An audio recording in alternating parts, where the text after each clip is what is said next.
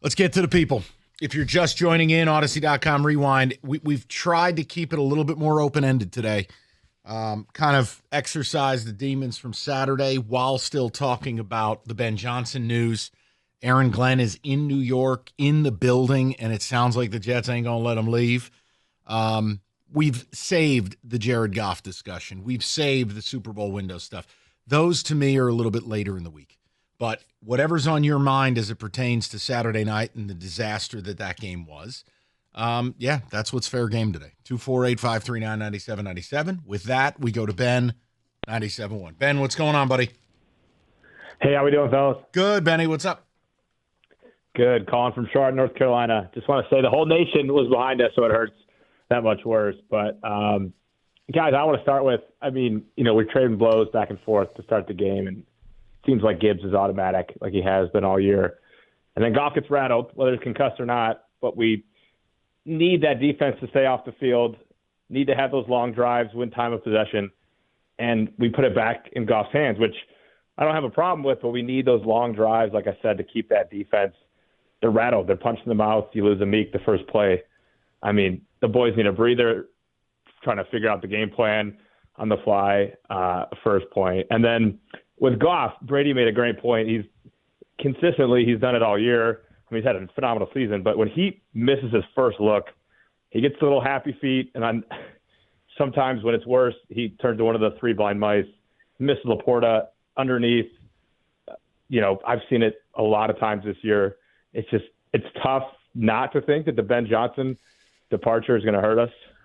No, it's going to. When that first read's not there, whether St. Brown tripped or not, it's still Ben, here's where it hurts you. You make a great point on Goff, because ultimately when Goff presses and he tries to do too much, he's not Joe Burrow, right? He's not Tom Brady.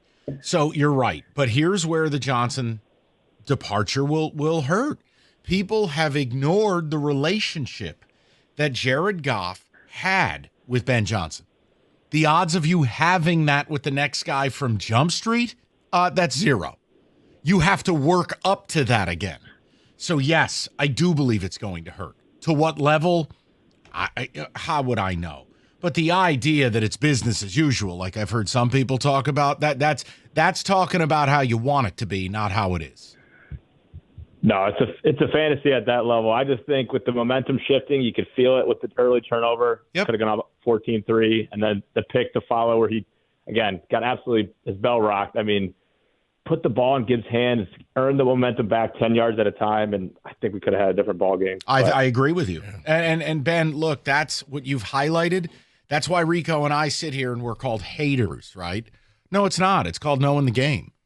The talent gap in the NFL is not big enough to have 2 to 3 catastrophic events and have you survive it. Welcome to the playoffs. And before people, I'm glad that he mentioned that, and we'll get to more on Goff later, but it wasn't because he got hit on that play and he went into the tent, because he threw the pick six before he went into the tent. So, yeah. They're like, because people are making it sound like, well, he was just out there concussed. No. He may have been, but a lot of his mistakes happened before that hit. Just saying. Correct. And one of the interceptions in the game was J-Mo. So that was Goff's second or third turnover at that moment. Again, people want to explain things away because the reality is you got your ass kicked, and that's painful. Yeah. I get that. But you don't have to spin it away. And you need a bad guy. Well, that's part of the healing process. People are looking for a boogeyman. Right. Why do you think Ben Johnson's getting crushed? It's like the scene from Scarface. You need a bad guy. Everybody needs the bad guy. Wow. That movie blows, by the way. It's so bad, it's good. Right, but people love it. And I'm like, this movie's terrible. Because it was so bad. It's so over the top. Kenny, you seen Scarface? Okay. I ask. You don't watch things before 2010. No, I've seen it. I'm with you, Mike. I'm kind of mad on it. It's terrible. Okay. It is. But that's why. It is. It's like Flash Gordon. It's so bad, it's good. Jesus. It is. Flash Gordon, man. I love that movie, but it's horrible. Deep cut right there. Kenny, you seen Flash Gordon? No. Nah, that was a no. We knew we were going to get to that one. Let's go to Steve at 97.1. Steve, what's going on, buddy? Hey, I'm a fan of the Lions. I've been since 1957. I've seen it all, heard it all, been there, done that. And the reason the Detroit Lions lost that game was for all the wrong reasons.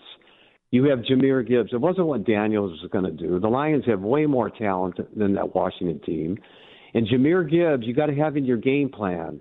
And I don't care what anybody says. We have the best running back in the frickin' NFL today, the most dangerous. Derrick Henry is what he is, and he's at the end of his career. Shaquan Barkley, God bless you, at the end of his career.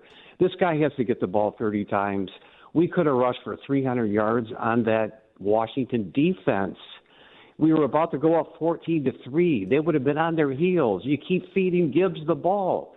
You make sure that Jared Goff doesn't throw the ball more than 25, 30 times in the game. And we win that game. I'm not sad. I'm angry because the Detroit Lions owed it to their fans.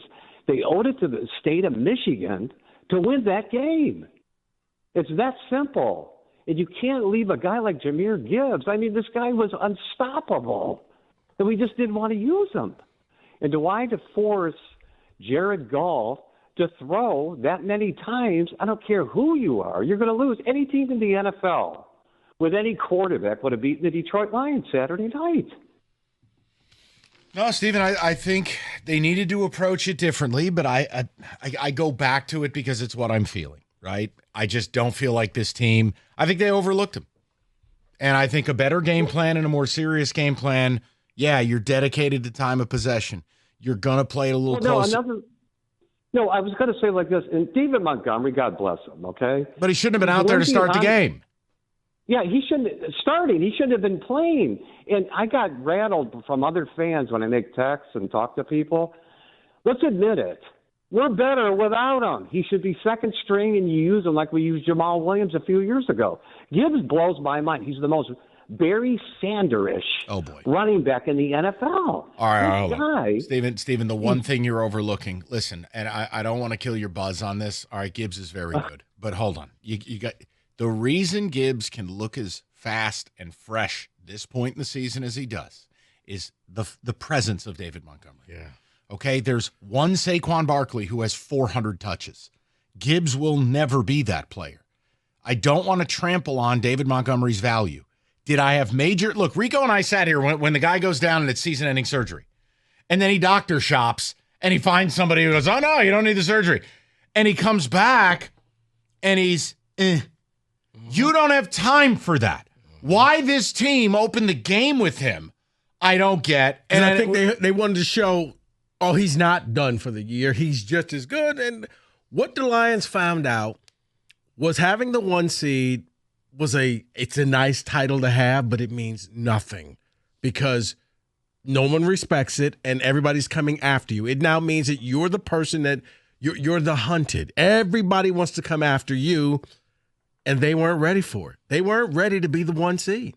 But at some point, you got to be the parent. You go to 4 doctors to find the right opinion just to say, oh, yeah, you can play. It might have been 3, but your point is taken. Yeah. At some point, you got to say, you know what, I understand it, but if we make the Super Bowl, we'll maybe look then. But right now, we can't use you. Didn't they tell you his status when they said, well, there'll be a role for him on this team? That didn't sound like, well, he's 100% and he's cleared. Wow. And he didn't, look, limited. I don't want to judge a guy in 7 carries, but he didn't look like a real difference maker out there. Agreed? No, he didn't. It looked as if the second doctor is saying the same as let's just keep going, and you just hit the yellow pages up now, and you just, hey, your last name is Doctor. Would you please say that he can play? Okay. Your last name is Doctor. Right.